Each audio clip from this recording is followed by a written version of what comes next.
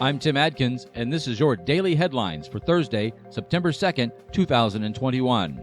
The Supreme Court allows a controversial anti-abortion law in Texas to stand. President Biden, in remarks given at the press auditorium in the Executive Office building next door to the White House, has vowed to protect a woman's right to an abortion. President Biden said the court's refusal to block the law was a misuse of power and that, quote, an unprecedented assault on women's constitutional rights under Roe v. Wade, which has been the law of the land for almost 50 years, unquote.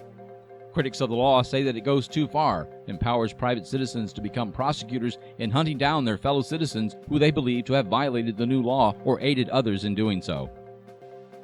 After causing billions in property damage in Louisiana, the remnants of Hurricane Ida has caused unprecedented amounts of rainfall and flooding throughout the Northeast. The death toll from the deluge now stands at 29, with both New York and New Jersey having declared states of emergency. Recorded rainfall in New York City prompted flash flood emergency warnings for the area, warning citizens to stay out of building basements and avoid the subway system until the water had receded. Of the 29 victims so far attributed to the storm, 9 of them were in New York City and caused by drowning. The Caldor Fire in Northern California continues to threaten homes in the South Lake Tahoe area. The town was completely evacuated on Monday as the Caldor Fire began encroaching from 2 directions. So far, most of the town has been spared as firefighters work diligently to keep the flames back from the town's homes and businesses. The massive wildfire began only 2 weeks ago, while most California firefighters were dealing with the mammoth Dixie Fire. Some say if resources had been available to fight the Caldor Fire when it was still a manageable size, firefighters could have ended it before it grew out of control.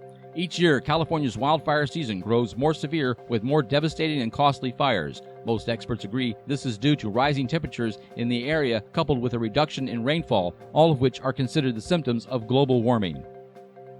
Conservative Congresswoman Liz Cheney will serve as the vice chair of the Congressional Select Committee investigating the January 6th assault on the U.S. Capitol.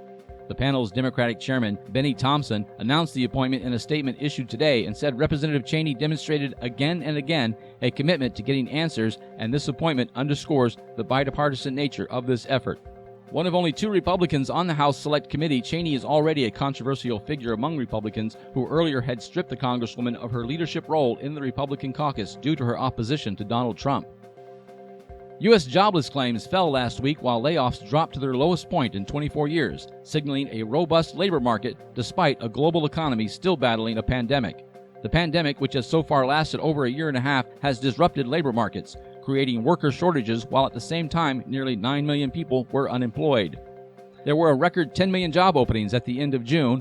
Lack of affordable child care, fears of contracting the coronavirus, and generous unemployment benefits funded by the federal government have been blamed for the disconnect. As always, we'll keep you posted as these stories and more develop. I'm Tim Adkins. We'll see you tomorrow. This has been your Daily Headline News.